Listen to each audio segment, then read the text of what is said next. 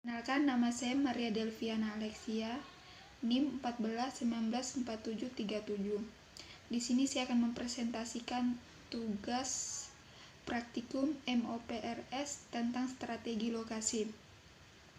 Lokasi pertama terdapat di daerah Yogyakarta. Taman Siswa merupakan lokasi yang dekat dengan pemukiman warga serta berada di tengah kota. Serta bahan baku di sini cukup untuk lahan ukuran seperti pada gambar.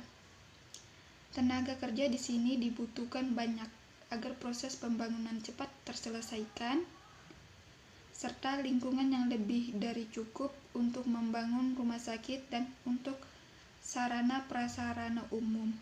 Dilihat dari lingkungannya, bisa membangun rumah sakit tipe C, serta perluasan lahan sangat cukup untuk membangun ruangan yang sangat dibutuhkan pada rumah sakit, ya, seperti ruangan rawat inap, UGD, ruangan bersalin, polikebidanan, dan lain sebagainya.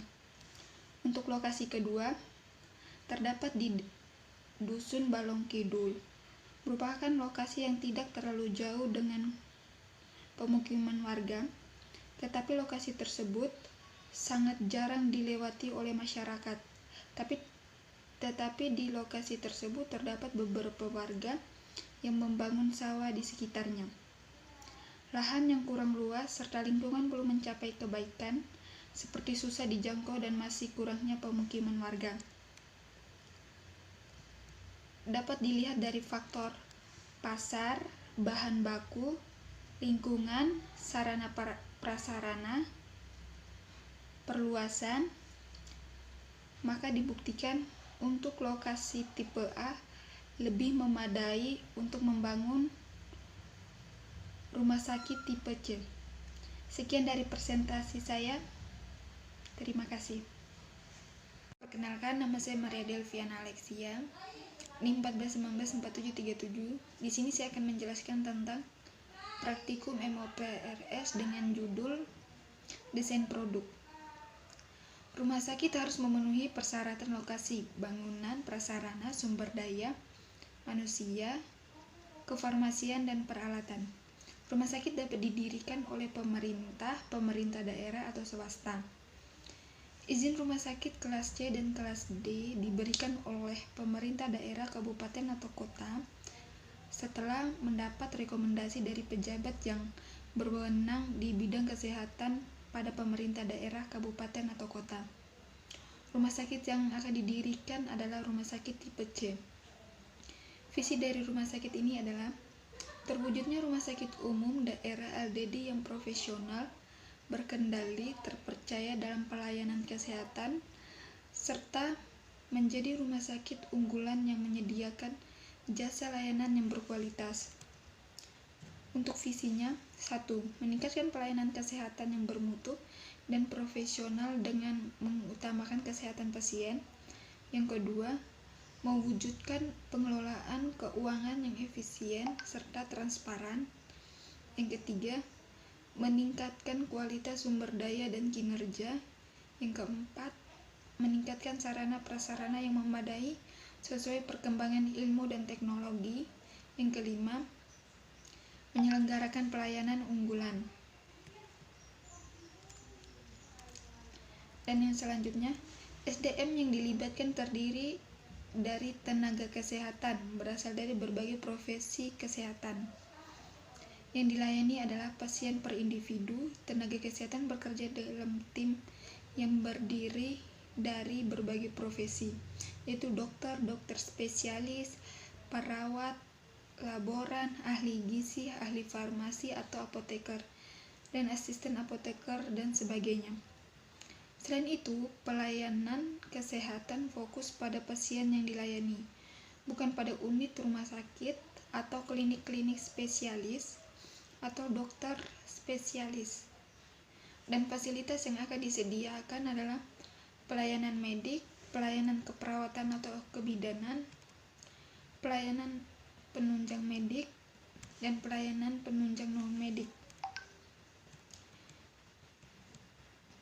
Pelayanan harus memenuhi beberapa prinsip sebagai berikut. Yang pertama, kesederhanaan, kejelasan, kepastian waktu,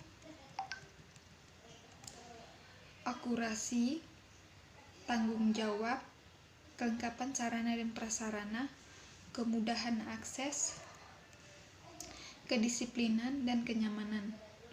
Jenis-jenis pelayanan kesehatan yang ada di rumah sakit antara lain pelayanan rawat jalan, pelayanan gawat darurat, dan pelayanan rawat inap. Sekian dari presentasi saya. Terima kasih. Perkenalkan, nama saya Maria Delviana Alexia, NIM 14194737. Di sini saya akan mempresentasikan tentang desain layout praktikum MOPRS. Perencanaan tata letak penting dalam rangka dicapainya pengembangan usaha dengan biaya yang ekonomis. Layout atau tata letak adalah suatu keputusan yang menentukan sebuah efisiensi sebuah operasional jangka panjang, sehingga merupakan hal penting bagi seorang manajer operasional. Adapun dampak strategi dari keputusan layout ini antara lain penentuan kapasitas, biaya, kualitas lingkungan kerja, kontak konsumen, dan citra dari usaha kesehatan tersebut. Layout yang efektif juga akan membantu dalam mencapai strategi yang menunjang seperti diferensiasi, biaya yang rendah, dan respon yang cepat. Tujuan layout dalam efektivitas dan efisiensinya bisa dilakukan melalui 1. Pemanfaatan peralatan dengan optimal. 2. Penggunaan tenaga kerja yang minimum. Ketiga, alur pelayanan yang mudah. Yang keempat, kebutuhan persediaan yang rendah. Yang kelima, ruang gerak yang cukup dalam kegiatan operasional dan pemeliharaan. Yang keenam, biaya produksi dan modal yang rendah. Yang ketujuh, keselamatan kerja tinggi. Yang kedelapan, suasana yang baik dan fleksibel dalam menghadapi perubahan. Jadi, ini merupakan desain layout yang sudah saya buat pada praktikum sebelumnya. Nomor 1 ada tempat parkir, yang kedua ada kantin, yang ketiga VIP, yang keempat ruang inap kelas 1, yang kelima pendaftaran rekam medik, yang keenam apotik, yang ketujuh UGD, yang kedelapan poliklinik, yang kesembilan kamar operasi, yang kesepuluh kamar inap kelas 2, yang ke-11 kamar mandi wanita, yang ke-12 kamar mandi pria, yang 13 kamar bersalin, yang ke-14 dapur, yang ke-15 musola, yang ke-16 kamar jenazah, yang ke-17 laboratorium, yang ke-18 röntgen, yang ke-19 kantor RST, yang ke-20 laundry, yang ke-21 radiologi, yang ke-22 kamar mandi, yang ke-23 gudang. Sekian dari presentasi saya.